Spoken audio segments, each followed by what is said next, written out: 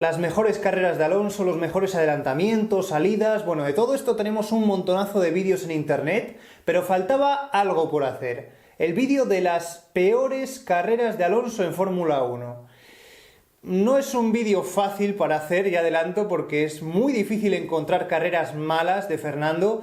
Como dijo Jenson Button una vez, es un piloto que prácticamente no tiene carreras malas, ¿no? Si echamos la vista atrás, no encontramos grandes premios en los que haya metido la pata o haya cometido errores de bulto.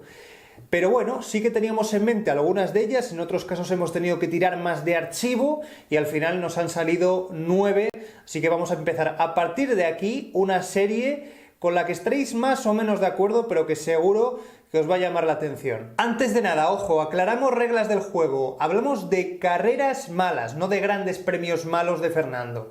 Que aquí, pues hablaríamos de carreras predeterminadas por clasificaciones para olvidar o entrenamientos libres que ya condicionaron el fin de semana. Seguro que recordáis el Gran Premio de Mónaco 2010, pero aquí nos olvidamos un poco de eso, ¿vale? Lo cual es más difícil aún porque las carreras, los domingos, realmente son el fuerte de Fernando Alonso.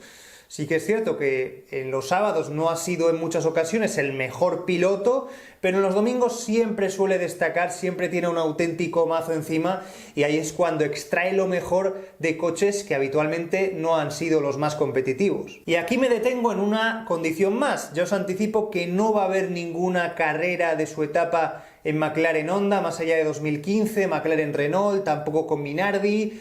A ver, estos fueron años en los que, por muy bien que lo hiciera Fernando, la posición pues iba a ser una posición mediocre. Estamos hablando de los peores coches de la parrilla en estos años y seguramente, pues bueno, si queréis incluso, mira, pues ya que no tenemos una posición número 10, podéis colocar en la 10 cualquier carrera de las de McLaren Honda, ya que el propio Fernando decía que tenía que correr un poco con la motivación al 80%, no al 100%, para no venirse abajo emocionalmente con todo lo que tenía que aguantar estos años, ¿eh? Pero bueno, principalmente, ya os digo, vamos a focalizarnos en esas carreras en las que quizás pudo haber conseguido un resultado potencialmente mejor por el coche que tenía o por las circunstancias de carrera, y esto no fue así.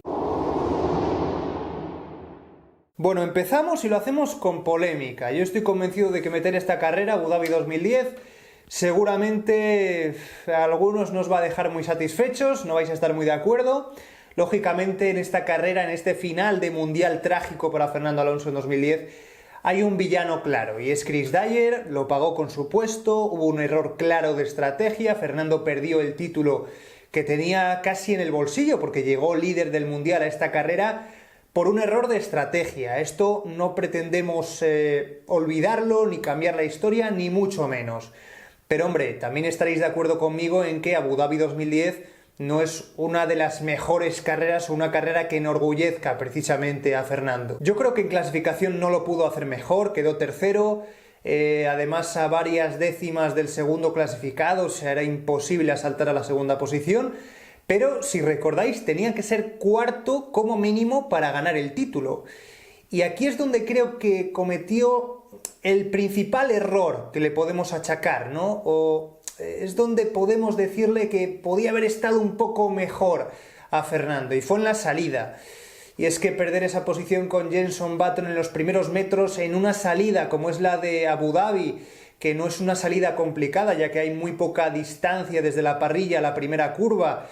Hombre, yo creo que podría haber intentado un poco más para mantener esa tercera posición, y ahí se le fue un poco ya de esas posibilidades que tenía para ganar el título, ¿no? El quedarse ya un poco en el límite, en el cuarto puesto, en la posición límite que le daba el título mundial. Luego recordamos todo lo que pasó, ¿no? El safety car con el accidente tan extraño que tuvo Michael Schumacher, el toque contra el muro de Webber, entra en boxes, Ferrari cae en la trampa y, bueno, sabemos todo lo que pasó. Perder esa posición en la salida con Button es un poco lo que cambió la historia. Quizás habría sido un poco diferente de no haber perdido este puesto, porque si miramos la parrilla, es que es tremendamente increíble pensar que Fernando terminara esa carrera saliendo tercero por detrás de pilotos que salieron novenos, décimos o incluso undécimos. Porque aunque tengamos en la retina grabado, por supuesto, esa imposibilidad de Fernando, esa impotencia por no poder adelantar a Vitaly Petrov, si le adelantaba tenía que pasar también a Kubica y a Nico Rosberg para alcanzar el cuarto puesto, y todo esto sin DRS, o sea, es que era tremendamente difícil. Fernando Alonso siempre se ha destacado por ser uno de los pilotos más inteligentes de la historia, me atrevería a decir. Y yo creo que en esas imágenes que veíamos después de la carrera de desilusión, de tristeza de Fernando, lógica por haber perdido el título, por haber quedado subcampeón del mundo, también había un poco de desilusión consigo mismo, se sentía un poco defraudado por no haber sabido interpretar bien la situación, por no haber sabido leer, precisamente que esa es una de sus características, saber leer bien las carreras. No se había dado cuenta que el verdadero villano a tener en cuenta era Sebastian Vettel y quizás no tanto Mark Webber. Un Vettel que había ganado en Japón, había ganado el Gran Premio de Brasil, venía muy fuerte en las últimas carreras del Mundial y que Red Bull iba a apostar por él. Por todo esto tengo que meter a Abu Dhabi 2010 en este top 9 con mucho dolor, muy a mi pesar, porque nos hubiera gustado seguramente un desenlace mucho mejor para Fernando. Pero bueno, también hay que tener en cuenta los condicionantes de este Gran Premio. Única vez en toda la historia que 4 pilotos llegan con opciones de luchar por el título en la última carrera del Mundial, un Mundial precioso. Y bueno, era inevitable que sucedieran cosas y estas cosas pues al final perjudicaron a Fernando Alonso. Bueno, esta carrera la recordáis todos, y si no es que no sois tan aficionados a la Fórmula 1, ¿eh? Fue la mítica carrera de Kimi comiéndose el helado, también, por supuesto, ¿no?, que se tuvo que parar antes de tiempo, antes de que se cumpliera el 75% de la carrera, y por ello recordáis que se repartieron solo la mitad de los puntos, todo por esa lluvia torrencial, esa mala visibilidad, esas malas condiciones. Yo creo que es una de las carreras más complicadas de la historia de la Fórmula 1, pero teníamos que meterla y os vamos a explicar por qué. Yo no creo ni mucho menos que esta carrera fuera mala o de las peores por rendimiento de Fernando Alonso. De hecho, este mismo año, en 2009, hay muchas otras que quizás son mucho menos vistosas, como por ejemplo el GP de Gran Bretaña. Si esta carrera está en la posición número 8 es más que nada por lo que pudo ser y no fue. Fernando tenía muchas posibilidades de hacer un buen resultado en este Gran Premio de Malasia 2009, empezando por la salida, porque pasó del 9º puesto al 3er puesto, lo cual es una de las mejores salidas de Fernando de toda su historia. Se merendó a los dos Brown, que en el caso de Button le duró poco porque en la primera vuelta ya le pasó de una forma insultante con la superioridad que tenían estos coches, sobre todo al principio de temporada. Barrichello le costó un poco más porque Fernando se defendía con el KERS.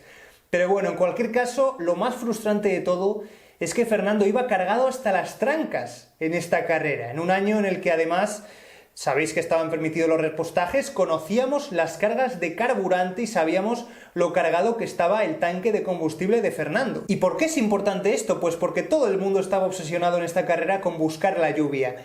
Miraban al cielo, miraban a las nubes, veían lo negras que se ponían, pero nadie sabía cuándo iba a caer la tromba mundial. De hecho, recordáis la pifia de Raikkonen que puso neumáticos de lluvia demasiado pronto y al final acabó con las gomas destrozadas. Muchos pilotos estaban viendo obligados a parar antes de tiempo, antes de que cayera la lluvia, porque al final si no se quedaban sin gasolina y tenían que tomar decisiones un poco a la ligera sin saber lo que iba a pasar y a sabiendas de que seguramente estaban tomando la decisión equivocada. Pero Fernando tenía mucha carga de combustible como para esperar un poco más, esperar a que cayeran esas primeras gotas y justo poner el neumático de lluvia cuando tocaba. Bueno, pues al final la lluvia se adelantó, cayó una de esas tormentas en Malasia, tormentas diarias, porque esto es como el pan nuestro de cada día allí, pero que al final si te pillan una carrera, pues tienes que encomendarte a Dios si crees en Dios, porque puedes terminar muy mal. Es lógico que todos los pilotos cometirán errores, es muy fácil, no vamos a matar a nadie por fallar, pero hombre, puedes cometer errores que te hagan perder unos segundos o cometer un error que te haga perder muchas posiciones, como fue el caso de Fernando, que se marcó una excursión por los exteriores del circuito, que prácticamente casi deja su coche atollado en un momento dado. Le cuesta un poco sacarlo, pero consigue volver de la escapatoria a la pista y aún así, pues bueno, yo creo que pierde todas sus opciones de conseguir un resultado importante en esta carrera y de hecho siempre nos quedó un poco la duda de qué habría pasado sin esta salida de pista de Fernando, qué habría podido conseguir en este Gran Premio, que habría sido, pues ya os digo, más anecdótico que otra cosa, porque se repartieron solo la mitad de los puntos, pero bueno, creo que inevitablemente Fernando lo estaba haciendo muy bien, y es una pena pensar que por este error se ensució un poco una carrera que estaba siendo brillante con un coche con un rendimiento pésimo. Canadá es quizás el peor Gran Premio para Fernando Alonso a lo largo de su trayectoria. A pesar de ganar en 2006, sabéis que es un Gran Premio de recuerdos agridulces, ¿no? Por mucho que, como es mi caso, nos guste el Gilles Villeneuve, es un circuitazo, pues Fernando precisamente no guarda buenos recuerdos, ¿no? Sería una tontería decir lo contrario. Y uno de esos malos recuerdos es el de 2008. Allí tenía muy buena pinta su fin de semana, porque salía en cuarta posición y sin embargo ya pierde una posición en la salida, y a partir de entonces todo lo malo que le puede pasar le ocurre. Lo primero, algo de lo que él no tiene culpa ni mucho menos, que es que, si recordáis, en estos años, cuando había un safety car, se cerraba el pit lane hasta que se reagrupaban los coches, y Fernando se quedó sin combustible, tuvo que parar y consecuentemente fue sancionado con un stop and go. Pero a partir de aquí, a partir de que su carrera estaba completamente echada a perder, también hay que recordar que pilotos importantes abandonaron, como es el caso de Hamilton, como es el caso también de Kimi Raikkonen. Era una carrera para estar en pista, en la que muchas cosas podían suceder y que convenía estar ahí, ¿no? Y sin embargo, no fue su caso. En una de esas muchas luchas que tuvo esta temporada con Hayfield, le estaba persiguiendo y en el fragor de la lucha se metió por el lado malo, por el lado sucio, y ahí en aceleración perdió la trasera del coche y terminó contra el muro. Fue ni más ni menos que un fallo de pilotaje. Pese a que al principio había dicho por radio su equipo que le había fallado el cambio, había tenido algunos problemas, nada de nada. Luego se demostró que simplemente al meterse fuera línea, como digo, cogió toda esa suciedad y eso le condujo al muro, y ahí acabaron sus opciones en una carrera interesante, ¿no? Porque si bien es cierto que había tenido mala suerte, pues como digo, es una de esas carreras en las que tienes que estar en pista, porque había habido bastantes abandonos y en Canadá además es un habitual, ¿no? Siempre que tienes problemas, nunca te puedes rendir, porque sabes que cualquier cosa puede suceder. Bueno, pues hasta aquí las posiciones 9, 8 y 7 del ranking de peores carreras de Fernando Alonso. En los próximos días publicaremos más vídeos, y ya os digo que en esos casos no he tenido tantas dudas como hasta ahora, lo tenía más claro cuáles eran sus peores carreras, así que vamos a ver si estamos de acuerdo o no. Y hasta entonces, pues nada, desearos lo mejor, y también que veáis el ranking que os dejo por aquí arriba de mejores victorias de Fernando, para que no nos quedemos solo con lo peor, sino también con esos mejores momentos de Fernando en su dilatada trayectoria en Fórmula 1. Nada más, un saludo y hasta el próximo vídeo.